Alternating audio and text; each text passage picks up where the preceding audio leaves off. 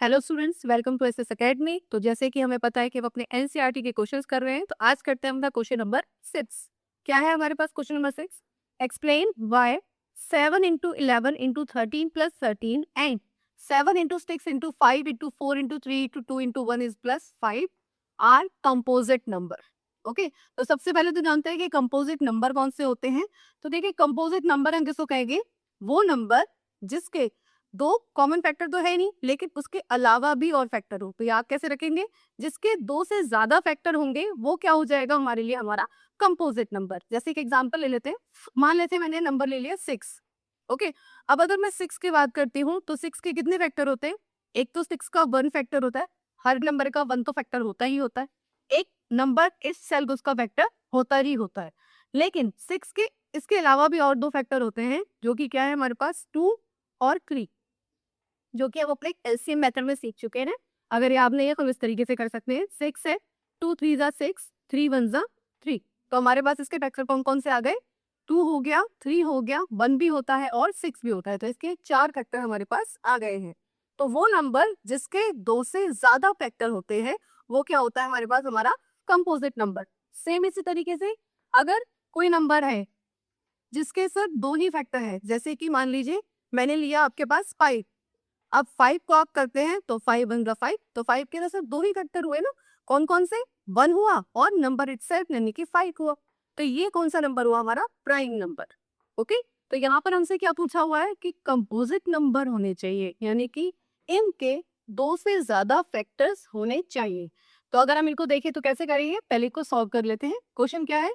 7 into 11 into 13 plus 13। Okay, तो सबसे पहले क्या करेंगे इसको सॉल्व करने के लिए? देखो, ये क्या है? दो टर्म्स है हमारे पास। एक डिजिट ये मानी जाएगी, एक डिजिट ये मानी जाएगी। अब इन दोनों में कॉमन क्या आ गया? 13 आ गया हमारा कॉमन। तो कॉमन जो है उसे मैंने बाहर निकाल ली। क्या बचा अंदर? 7 इंटू 11 प्लस 1, क्योंकि 13 तो बाहर चला गया, यहाँ से भी 13 बाहर चला गया, तो क्या बचा अंदर? 1 बचा। ओके, अब इसको अगर हम सॉल्व करें, 7 इंटू 11 कितना होता है? 77 प्लस 1 करेंगे तो कितना हो जाएगा? 13, और ये हो गया 78। अब अगर मैं देखूं तो 13 कौन सा नंबर है? हमारा प्राइम नंबर, जो कि 1 से होगा और 13 से होगा। लेकिन अगर मैं 78 को देखूं तो 78 के कितने फैक्टर होते हैं?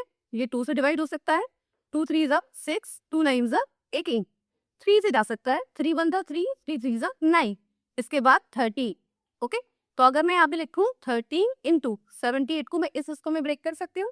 क्या बनेगा? 2 इंटू 3 इंटू 13। फिर आप चाहो तो 1 लिख सकते हो, क्योंकि 1 हर एक का फैक्टर होता ही थे। ओके, यहाँ पे क्या लिख दिया मैंने? 1। अब अगर मैं इसके देखूं तो इसके 2 से ज्यादा फैक्टर है ना। क्या हमने क्या कहा कि अगर कोई भी नंबर ऐसा है जिसके 2 से ज्यादा फैक्टर है तो वो कौन सा नंबर होगा? कंपोजिट नंबर होगा। इसके हम देखें तो एक तो देखो 13 फैक्टर है, एक 2 है, एक 3 है और एक 1 है। तो इसके तो 2 से ज्यादा फैक्टर होगा, तो हमने क्या कहा कि ये हमारा कंपोजिट नंबर है। ओके, अब दूसरे नंबर को चेक कर लेते हैं इसी तरीके से। दूसरा नंबर क्या है? 7 into 6 into 5 into 4 into 3 into 2 into 1 plus 5। अब अगर मैं देखूं तो यहाँ पे भी मेरे पास क्या बन रही है? 2 टर्म बन रही है। 2 टर्म बनने के बाद मतलब इसमें से 5 कॉमन है, तो 5 ले लिया मैंने बाहर। अब क्या बचा? 7 6 5 तो बाहर चला गया। आप चाहो तो 5 पीछे तो 1 लिख सकते हो, कोई बड़ी चीज नहीं है। Into 4 into 3 into 2 into 1 plus 5 बाहर चला गया, तो क्या बचते हैं यहाँ पर? 1। ओके, अब अंदर के ब्रैकेट को सॉल्व कर लेते हैं। कैसे सॉल्व करेंगे? मल्टीप्लाई कर लेते हैं।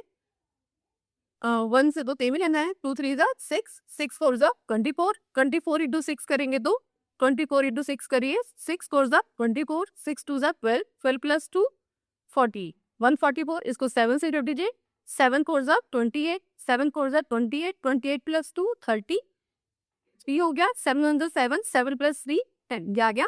1008। ओके, इसके बाद है प्लस 1। ओके, आई होप यहाँ तक आपको समझ आया होगा। अब इसके बाद इसको सॉल्व करेंगे तो ये कितना हो गया? 1009। कोई दिक्कत? अब इसको मैं देखूं, मेरे को यहाँ से मल्टीप्लाई नहीं करना, मैं डायरेक्ट कैसे देख सकती हूँ कि इसका 5 फैक्टर है, इसका ये तो अपने आप तो फैक्टर होगा ही होगा, यानी कि इसके 3 फैक्टर हो गए इंटू 1। ओके, मैंने कहा 2 से ज्यादा फैक्टर, तो 2 फैक्टर तो लिमिटेड ही है, अगर 2 है तो प्राइम, और अगर 2 से ज्यादा है तो कौन सा नंबर हो जाएगा, कंपोजिट नंबर।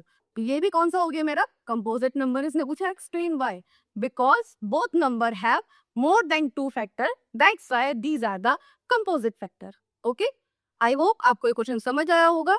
अगर वीडियो अच्छी लगी तो इसको लाइक करें, शेयर करें, सब्सक्राइब करें। मिलते हैं नेक्स्ट क्वेश्चन में। Thank you.